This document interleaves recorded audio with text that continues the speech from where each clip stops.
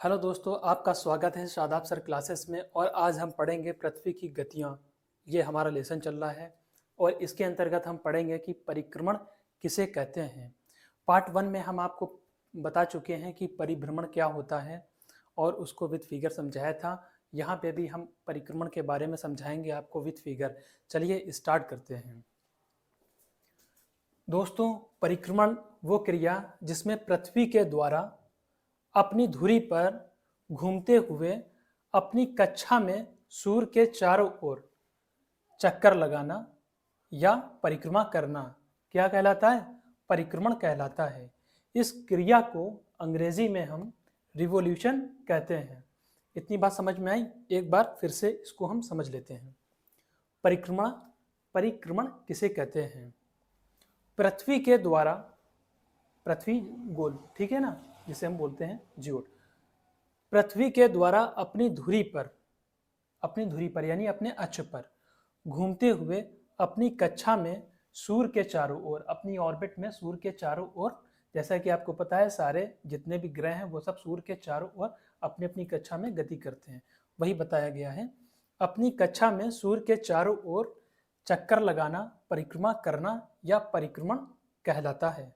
इस क्रिया को हम अंग्रेजी में रिवोल्यूशन कहते हैं। चलिए अब हम जानेंगे विद फिगर इस परिभाषा का पुष्टिकरण। देखिए, यानी मॉडल के साथ में सबसे पहले हम यहाँ पे एक सूर्य बना लेंगे, ठीक है। ये हमारा सन है और इसको थोड़ा सा सजा देंगे जिससे कि आपको अच्छे से समझ में आए। देखने के लिए, किसी भी चीज़ को समझने के लिए दोस्तों थोड़ा सा धैर्य जरूर रखना चाहिए ताकि वो आपको अच्छे से समझ में आ जाए। और एक बार अगर आप किसी भी चीज़ को अच्छे से समझ लेते हैं तो फिर बार बार उसको समझने की ज़रूरत नहीं पड़ती है। चलिए, ये हमारा क्या हो गया? सूर्य हो गया। अब इसके बाद में हम दूसरे नंबर पे बनाएंगे ऑर्बिट, ठीक है, यानी कक्षा। ये हमने एक डिस्टेंस क्रिएट की है समझने के लिए, और ये हमारी क्या है? हम इसको कक्षा मान लेते हैं। क्या मान लेते हैं? कक्षा मान लेते हैं, ठीक है। ऑर्बिट मान लेते हैं। ऐसा ऑर्बिट, ऐसी कक्षा जिसपे क्या है? पृथ्वी गति करेगी। और ये हमने मान लिया कि यहाँ पे हमारी पृथ्वी है, अर्थ है, ठीक है। इसको हम नाम दे देते हैं अर्थ। इतनी बात समझ में आई? सबसे पहले हमने एक सूर्य को बनाया, फिर इसके बाद में चारों ओर एक हमने घेरा बना लिया जिसे हम पृथ्वी की कक्षा कहते हैं या ऑर्बिट कहते हैं। फिर हमने क्या बनाया? पृथ्वी बना ली। पृथ्वी कैसे गति करती है? आपको पता है, पृथ्वी जो है अपने अक्ष पर रोटेट करती हुई क्या करती है? गति करती है, परिक्रमा करती है। ये पृथ्वी का अक्ष है, ठीक है, जो कि एक काल्पनिक रेखा होती है। इसका वास्तविक कहीं भी आपको नहीं देखने को मिलेगी पृथ्वी पे। इसको हमने लिख लिया अक्ष, एक्सेस, ठीक है। पृथ्वी गति कैसे करती है, मोशन कैसे करती है अपने अक्ष पे, अपनी धुरी पर? हमने आपको बताया था कैसे करती है। पश्चिम से, ये हम क्या लिखने जा रहे हैं? पश्चिम, ठीक है।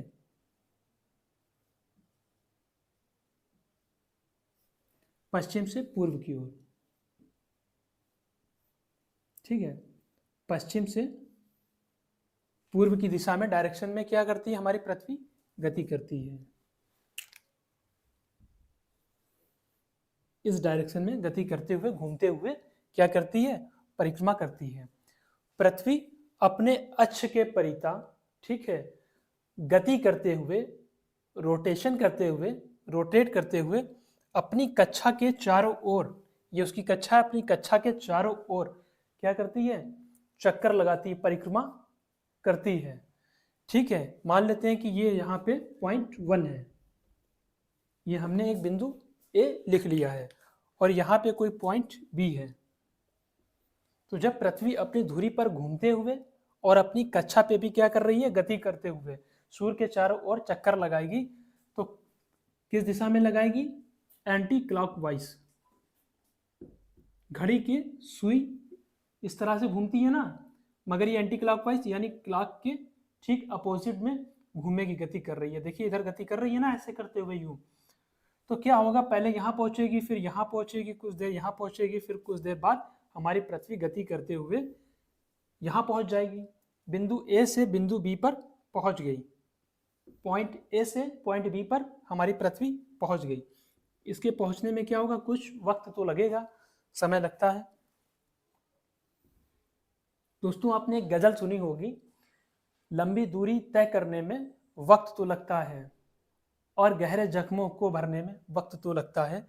खैर हम यहाँ पे पढ़ाई की बात कर रहे हैं, ये मैंने समझाने के लिए आपसे कहा है।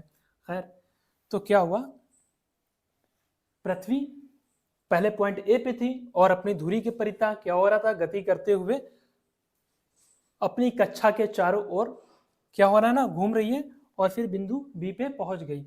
और फिर कुछ समय के बाद में इसी तरह से गति करते हुए बिंदु ए पर पहुंच जाएगी। बिंदु बी से पहले बिंदु ए से बिंदु बी पे पहुंची और फिर बिंदु ए पे पहुंच जाएगी, अपनी उसी लोकेशन पे पहुंच जाएगी।